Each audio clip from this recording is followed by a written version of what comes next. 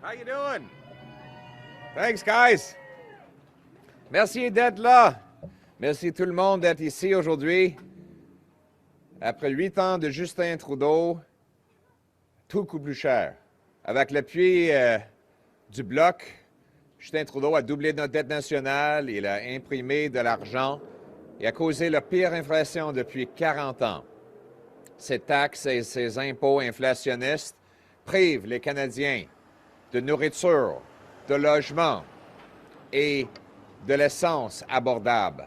Après 8 ans de Justin Trudeau, avec l'appui du Bloc, les Canadiens ne peuvent plus payer le prix de l'essence, de nourriture et de logement. Le coût de logement a doublé, en fait. Il y a 2 millions de visites aux banques alimentaires chaque mois. Il y a eu même de chaos à une banque alimentaire à Montréal où les policiers ont été appelés parce qu'il n'y avait plus de nourriture et les gens dans les rues avaient faim. En plus, il y a le chaos et la criminalité qui est présent à travers le pays après 8 ans des politiques de libération des criminels violentes que Justin Trudeau a mis en place avec l'appui du Bloc. Justin Trudeau est à blâmer, mais il ne mérite pas tout le blâme parce qu'il n'aurait jamais pu le faire sans l'appui du Bloc. Le Bloc a voté pour 500 milliards de dollars de dépenses centralisatrices à Ottawa, les dépenses sur la bureaucratie, sur des consultants, même sur Arrive-Scam. Ce n'est pas des dépenses pour les transferts en santé ou des aînés, c'est des dépenses pour ramasser l'argent des Québécois à Ottawa entre les mains d'un gouvernement centralisateur plus puissant, plus expansionniste, plus inflationniste que jamais. Justin Trudeau et le Bloc n'en valent pas le coup. Ils n'en valent pas la criminalité, ils n'en valent pas le chaos. Heureusement, la vie n'était pas comme ça avant Justin Trudeau et ça ne va pas être comme ça après Justin Trudeau. Il va y avoir une élection où le choix sera très clair. Le Bloc, une coalition coûteuse du Bloc et Justin Trudeau qui taxe votre nourriture, qui impose votre travail, qui rend la nourriture plus chère, qui double le coût de logement et qui libère des criminels dans les rues, ou bien un gouvernement conservateur basé sur le gros bon sens, qui va couper taxes et impôts, bâtir des logements, réparer le budget et stopper les crimes.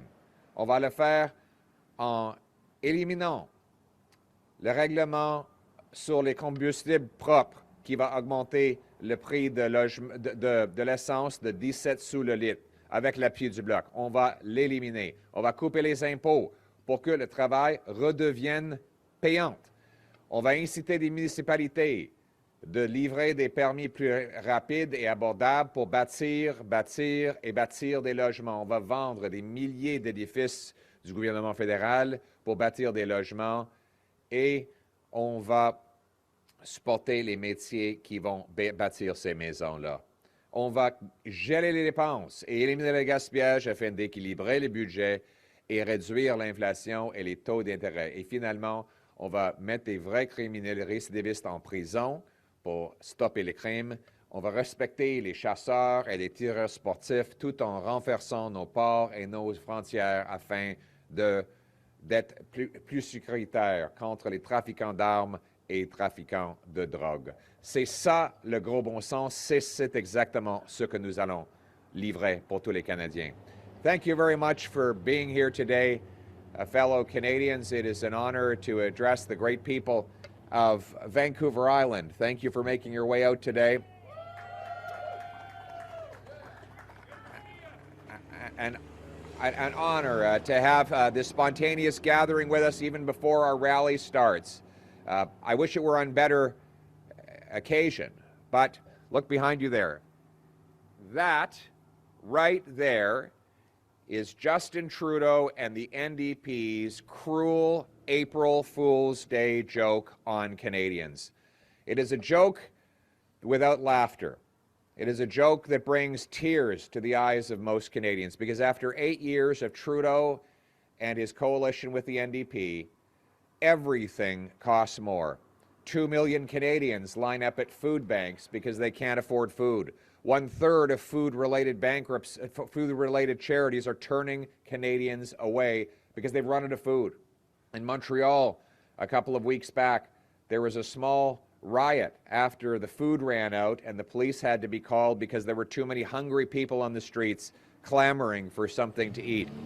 In St. John's, Newfoundland, there are 28 dead bodies left in refrigerators outside of a hospital because families could not afford a funeral or cremation. Can you imagine that? Leaving your aunt, your father, your sister, your brother in a freezer next to a dumpster at a hospital because you cannot afford to give them a dignified goodbye. These are the kinds of stories that we see after 8 years of Trudeau. Homeless encampments are now common in almost every community in the country. We all remember the downtown east side of Vancouver. Well, Justin Trudeau and the NDP have taken that model nationwide. They've doubled housing costs with rent, mortgage payments, and down payments now costing twice what they did 8 years ago when Trudeau promised to lower them. Then we have the crime because of catch and release, decriminalization of drugs, and wasted money pursuing a ban on hunters and sport shooters. We have crime and chaos everywhere in our streets. Violent crime up 40%. Shootings up over 100%. 40,000 people have died of drug overdoses as the Prime Minister floods our streets with tax-funded opioids. And his solution to all this misery is today to hike the carbon tax by 23%. This is not just a tax at the pump. It's a tax on your heat, a tax on your food, because if you tax the farmer who grows the food and the trucker who ships the food, you tax all who buy the food. It is a tax that will cost the majority of families in every single province more than they get back.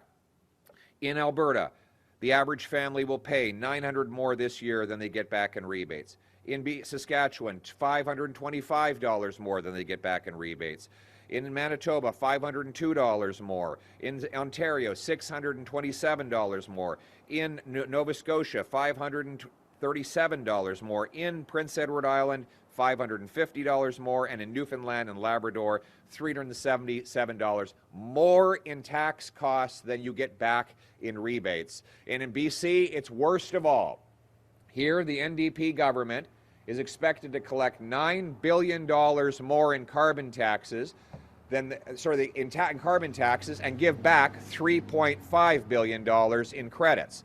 So you can tell there's a big difference between 9 and 3.5. That's $5.5 billion in net taxes out of the pockets of British Columbians.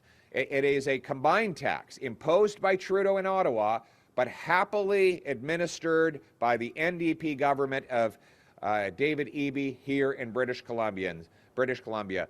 My friends, the good news is life was not like this before Trudeau, and it won't be like this after he's gone. There will be a carbon tax election with a very clear choice between Trudeau, a costly coalition of Trudeau and the NDP, who tax your food, punish your work, take your money, double your housing costs, and unleash crime and chaos in your community, or common sense conservatives, who axe the tax, build the homes, fix the budget, and stop the crime. Common sense conservatives will axe the tax to bring down costs on our farmers, on our small businesses, on building materials. We will cap government spending and cut waste to balance the budget so we can bring down inflation and interest rates, and your dollar will carry its purchasing power forward into the future.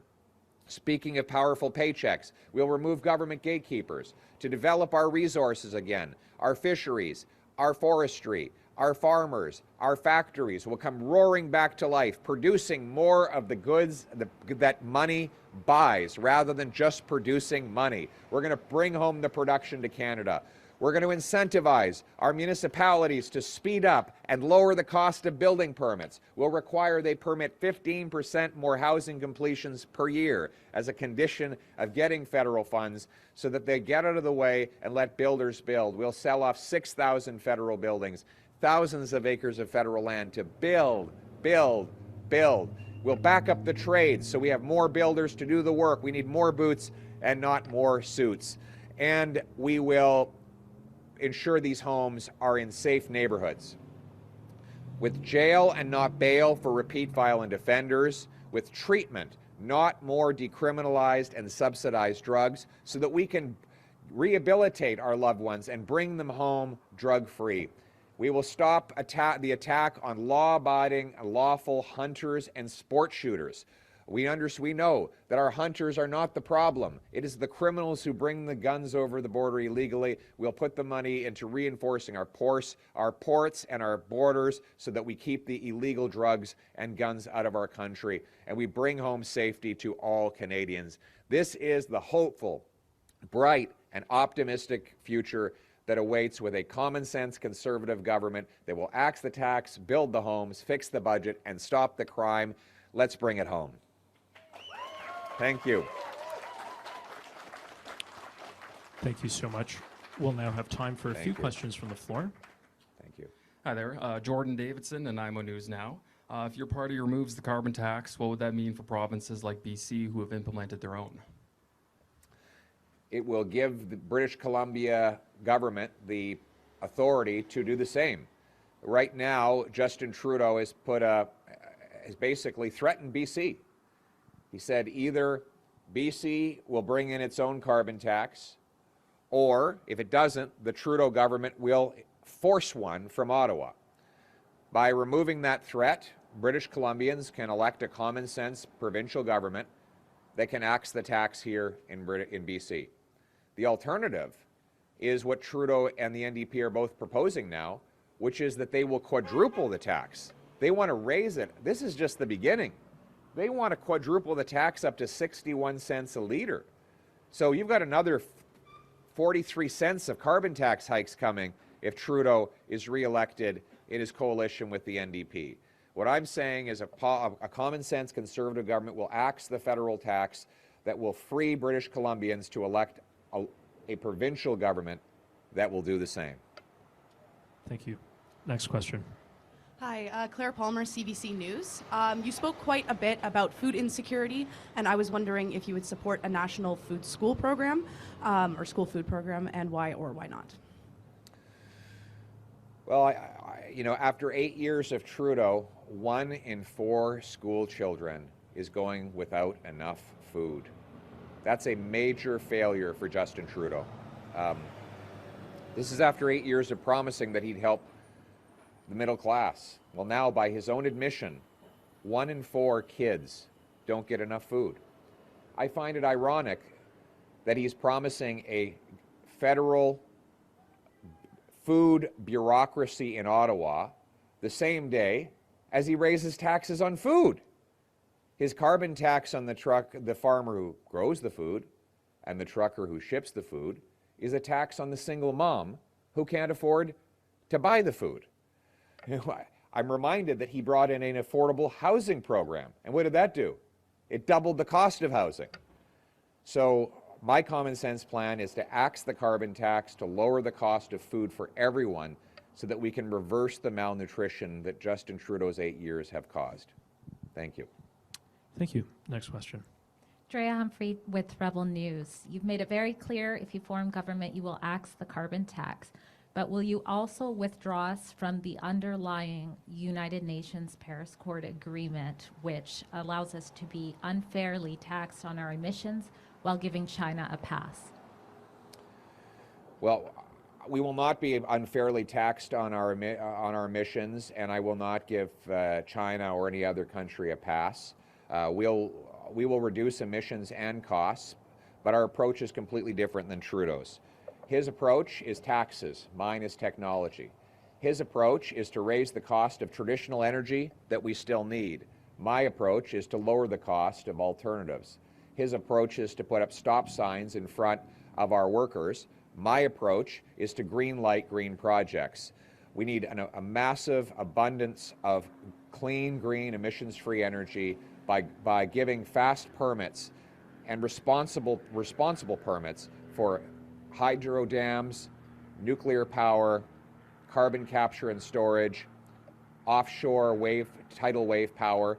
These are the kinds of power sources that I will bring home by granting quick but responsible approval so that they can go ahead. That will mean abundant, affordable, clean energy that brings down emissions and the cost of living.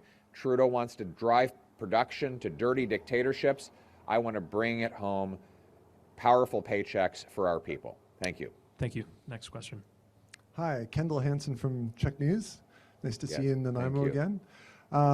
Just wondering, in terms of the Conservative plan, how would you reduce greenhouse gases? I know you touched on that a little bit, but we haven't really heard a fleshed out plan from the Conservatives on how you're going to reduce greenhouse gases. Again, our approach is to lower the cost of alternatives rather than raising the cost of traditional energy we still need. That means quickly approving hydroelectric dams in, for example, Quebec, which needs to double its output of hydroelectricity over the next several decades in order to meet the demand for emissions-free energy. We need to green light tidal wave power off the East Coast, the kind that Trudeau blocked with years of bureaucracy. We need to speed up small modular nuclear reactors that will supply clean, green, emissions-free electricity onto the grid. We need to support carbon capture and storage that will allow industry to put emissions back underground where it came from. In other words, where Trudeau proposes taxes, I propose technology. Where he proposes to raise the cost of traditional energy we still need, I propose to lower the cost of alternatives. Where he wants to drive our jobs to dirty dictatorships, I want to bring home powerful paychecks for our people. Thank you. Thank you. This will be the final question. Jonathan Bartlett from Global News. Reporters at an anti-carbon tax rally in Hope, BC this morning were harassed and yelled at for being there. How concerning is that for you? I didn't witness that, so I can't comment on something I haven't seen. But all I can say is that we need to unify our country around an optimistic vision to axe the tax, build the homes, fix the budget, and stop the crime. Thank you very much. Thanks, guys.